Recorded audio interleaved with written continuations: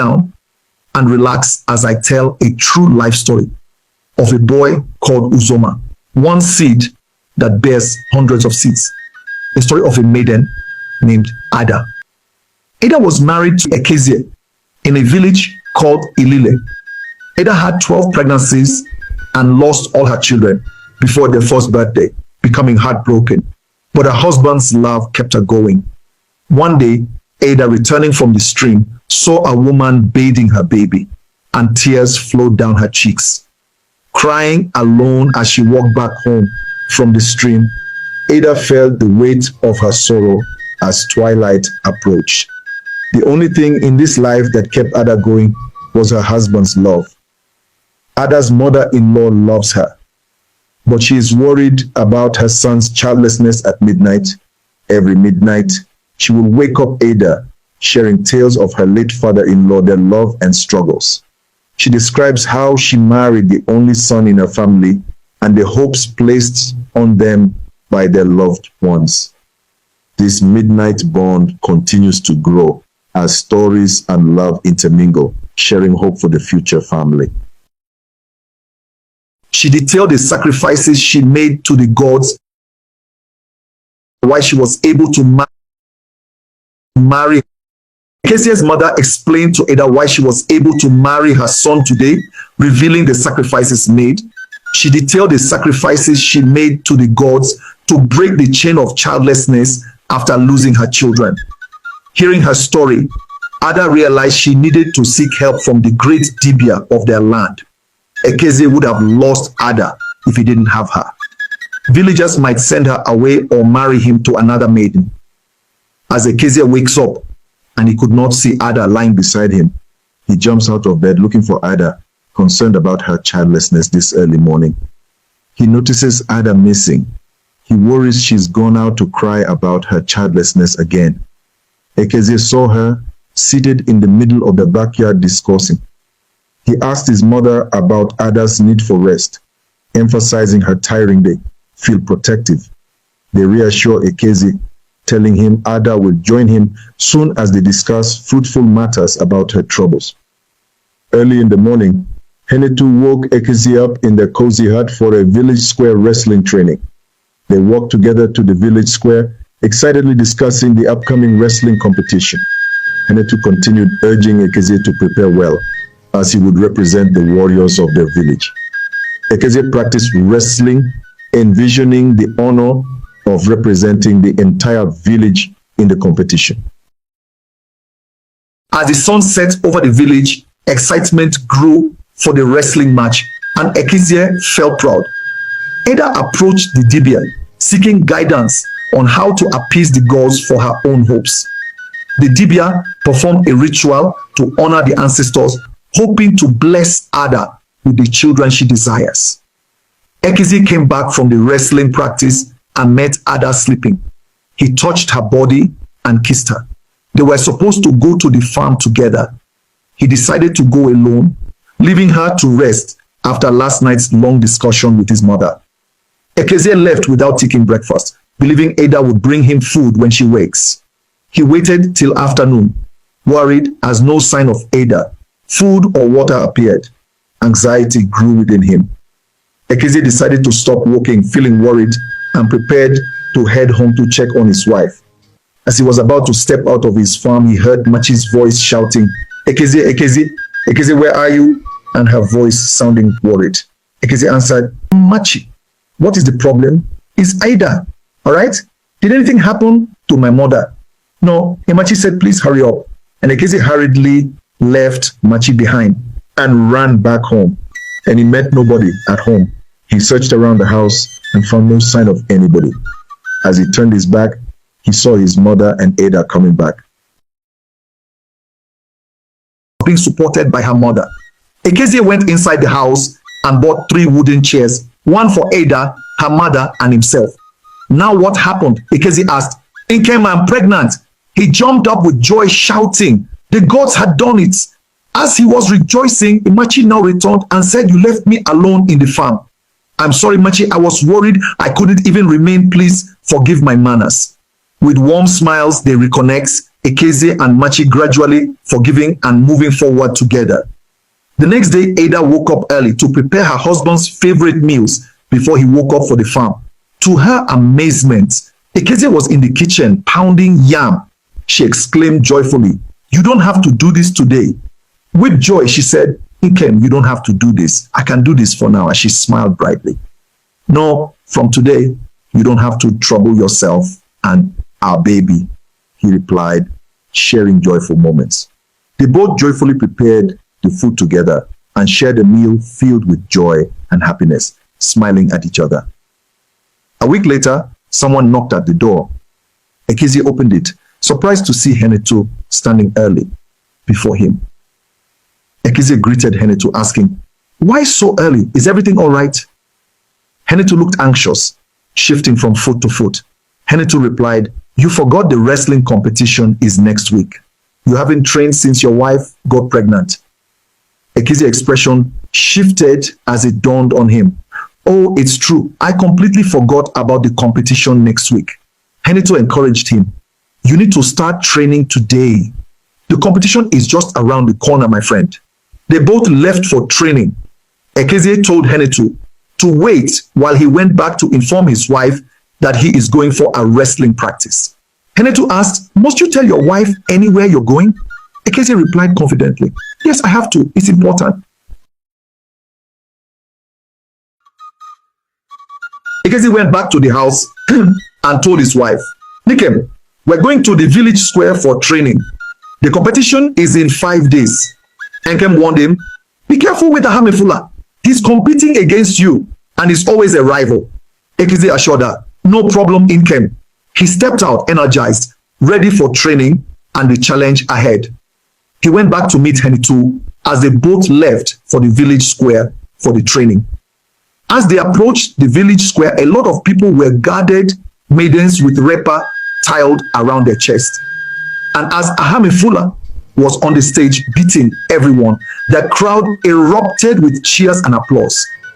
At the sight of Ekezie, the crowd shouted with joy, shifting attention that angered Ahamefula immediately. Henetu said, "Don't wrestle with Ahamefula today," as both men did wrestle, leaving spectators unhappy. Ekezie returned home, tired after a long training session. Ada brought him food and served him with a warm smile. As he ate, a loud noise from Henetu's house caught their attention. Uzoma, Henetu's wife, was shouting angrily. Ekezie and Ada rushed to Henetu's house to separate him from his wife, fearing for their safety. Upon arrival, they found Henetu injured, lying in a pool of blood. Uzoma had struck him with a pistol.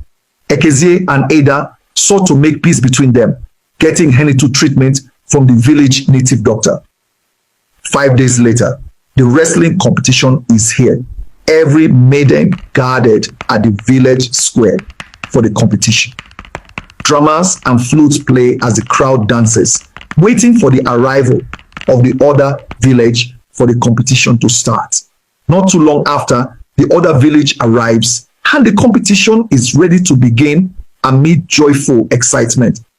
Ahamefula and Ekezie won all their 4 fights, qualifying for the semi-finals with the crowd cheering. Ekezie progressed to the final and won the competition, carried around the village, while Ahamefula sadly lost in the semi-final. For 4 days, the whole maiden fetched water and firewood for Ekezie, and the men farmed for him as a mark of honor for winning the competition. For the whole month, everywhere in the village, it was Ekezie's name that was sung all over. Ada's pregnancy is now visible to the physical eyes. 9 months later, Ada gave birth to a baby girl.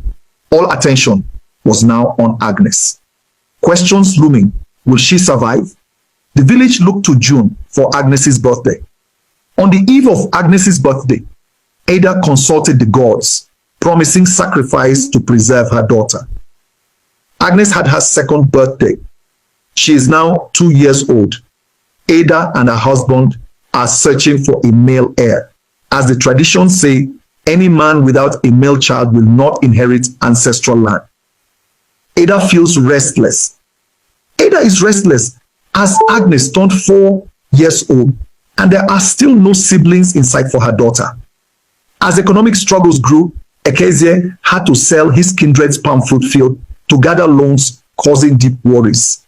Things improved briefly as the family shared meals together, enjoying moments of joy after tough times. Ekezie can't pay back his loan on time, feeling the weight of the financial stress pressing heavily. The lender confronts Ekezie, suggesting a loan extension, but Ekezie resisted suggestion because the palm farm belongs to the whole kindred, his frustration growing. With no money for repayment, Ekezie feels trapped and angry. He has no choice but to consider the extension. He realizes the loan's extension will impact his family and their farm, the weight of his decision settling in. Anger turns into resolve. He must fight for his family's income and make a tough decision before it's too late. As Ekezie was pondering on the best way forward, he felt a weight on his mind, uncertain of his future. One of his extended brothers came to his rescue, handing Ekezie a small envelope to repay the loan he owed. Ekezie, filled with joy and happiness, declared to his uncles he would not partake in palm fruit for a year as repayment. They replied, No, you're our brother. You don't have to pay back. Echoed in the evening air. The family rejoiced together, seemingly forgetting the troubles, celebrating life with. Agnes is now 5 years old and she helps with duties like a girl and a boy in the family. On the farm, Agnes talks with Ekezie. While he tills the soil, she wants to explore for fruit. Ada, her mother, says she can't go alone, as does Ekezie. Agnes is unhappy they won't let her. After their walk, Ekezie gets her the fruit, making Agnes happy as they prepare to go home together. Now is the time to prepare food for dinner. Ada calls Agnes to make food together. After dinner, they happily go to bed, bonding as a family. As a tradition of the land, every young male child in every home is entitled to a portion of land to farm on.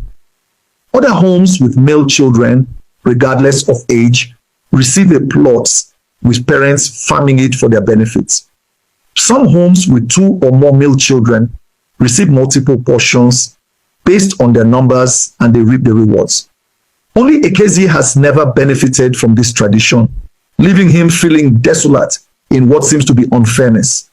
Ada feels sorrow for the injustice, but what can she do when this is how the tradition is unyielding? The inequality from the kingdom was weighing too much on Ekezie, feeling lost in her emotions every day. Ada was crying one day, and Agnes asked Mama what happened. She wanted to understand her mother's sorrow. "Why are you crying?" Ada replied. "My daughter, Chukwakeke Abiyama, has refused to allow all my male children to live. Why is Chukwakeke Abiyama wicked to us? I need a brother," she lamented, heart heavy with unfulfilled dreams. "Don't worry, my daughter.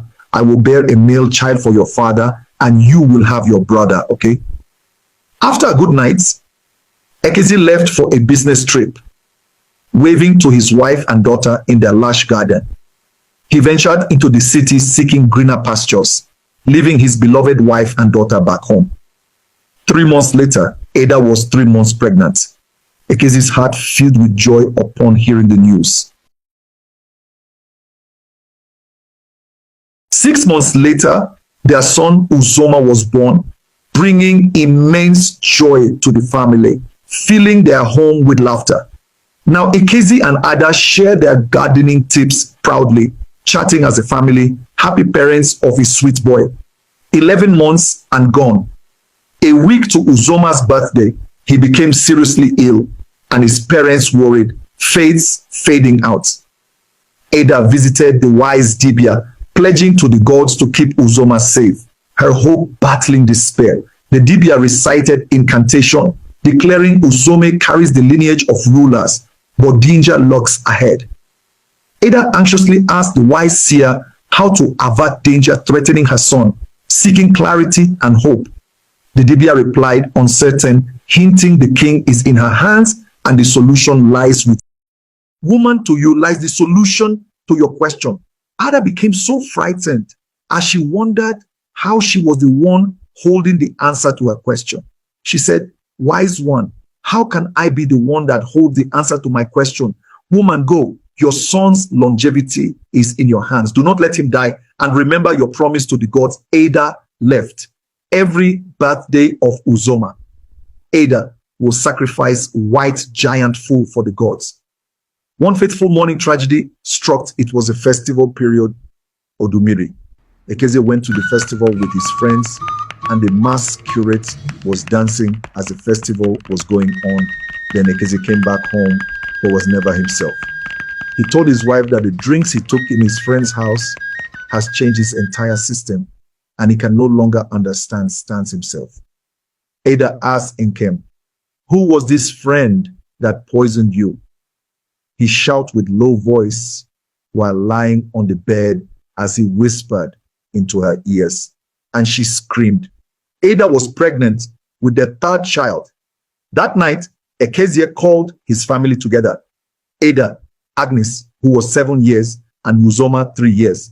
They all sat and ate together. Little did they know that Ekezie is leaving them to this wicked world. As the day breaks, Agnes wakes up to the noise of her mother, crying and shaking her husband and shouting, "Ekezie, wake up, wake up. Please don't leave me in this wicked world," with Heneto and his wife and some king's men consoling her. Agnes joined her mother in the crying. As a little boy of 3 years, Uzoma doesn't even understand what was going on. Ekezie was buried, and his death opened a very painful chapter in Ada and her children's life. 1 year after Ekezie's passing, his uncles started maltreating Ada and her children. They're no longer allowed to farm on Ekezie's portions of farmland. Things became tough for Ada and her child and her 1-month-old newborn baby girl, Uloma. Uloma is so beautiful that even the entire village recognized her beauty. Ada's remarries. Now things have become very tough to Ada and her children, and mistreatment from Ekezie's uncles. Ada have to remarry to another man named Ali in a neighboring village. Ali promised to take care of Ada and her children. Ada took her children and relocated to Obigbi's house. The first week was good as Ali treated Ada and her children very well.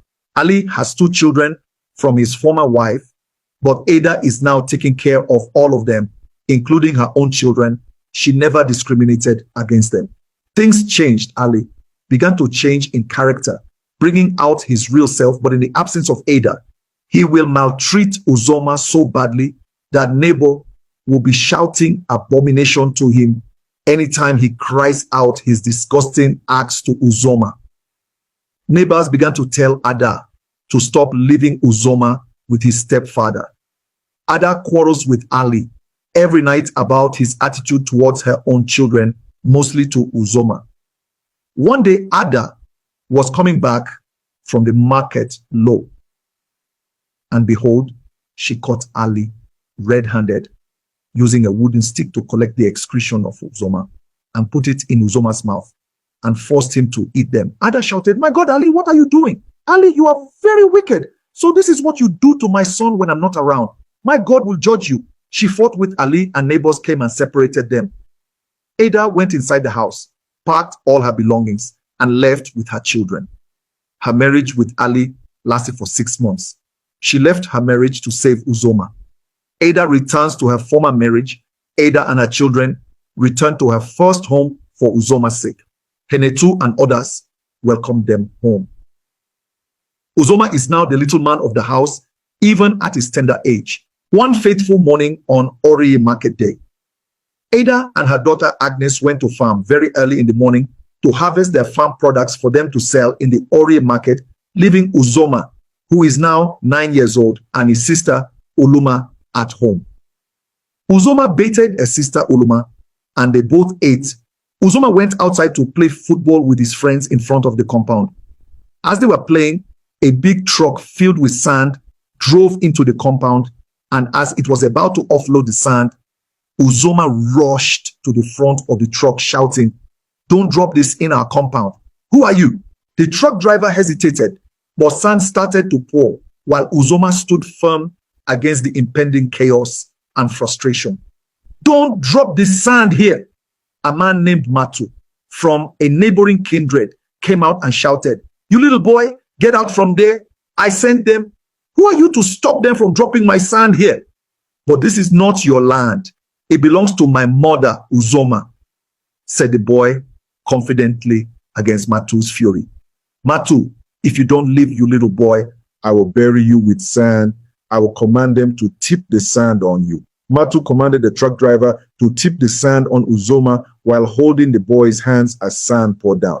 Henetu woke to neighbors shouting, "Don't kill the innocent boy. They have killed Uzoma." Oh, he dashed outside shouting, "Who wants to kill my nephew? Matu, you, wait for me." He changed his clothes quickly, ready to teach Matu a lesson, burning with indignation. Henetu confronted Matu, furious and unyielding, ready to battle for his nephew's name. He beat Matu and sent the truck out of the compound, determined to protect his nephew by any means. The news got to Ada and Agnes in the farm, and they both hurried home, laying curses on Matu as they left. As they got to the scene, they saw Henetu and Matu fighting. Ada was laying curses on Matu, predicting he would have only one son treated like her son Uzoma. Agnes and Uzoma started throwing stones at Matu, united in their anger against him and his past behavior. Matu, feeling disappointed by the scene, left with a heavy heart, carrying the burden of what happened.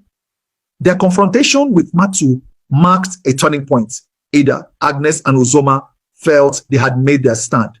Uzoma has grown up to become a man, but his childhood memories remain vivid, beginning in the village. Uzoma grew up a loving boy, always smiling, bringing joy to everyone in the small village he calls home.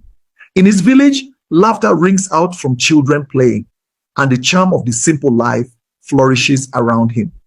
Every maiden in the village adores him, captivated by his kindness, hoping to catch his attention at every turn. They gather around him, sharing stories and laughter, each one dreaming about winning Uzoma's heart someday. As night falls, Uzoma dreams of the day he might choose one maiden, his heart full of love and hope. Time, the great healer and transformer, did his work. The years turned the sand-buried boy into a man.